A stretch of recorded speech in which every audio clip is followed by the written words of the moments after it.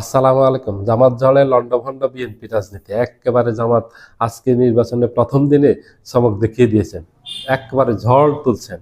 বিশাল প্রথম দিনে ঢাকায় মিরপুরে যে মহাসমাবেশটা হয়েছে এটা মহাসমুদ্রে পরিণত হয়েছে।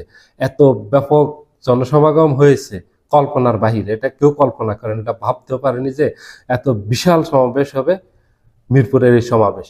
কারণ স্কুল মাঠ পেরিয়ে আশপাশের রাস্তাঘাট সব ব্লক হয়ে গেছে, লক্ষ লক্ষ মানুষ সেখানে সমবেত হয়েছে। সেখানে জামাত শিবিরের নেতা কর্মী সমর্থকরা না, সেখানে সাধারণ জনগণের ব্যাপক অংশগ্রহণ ছিল। এটার অর্থ হলো আগামী নির্বাচনে জামাত বিজয়ী হতে যাচ্ছে।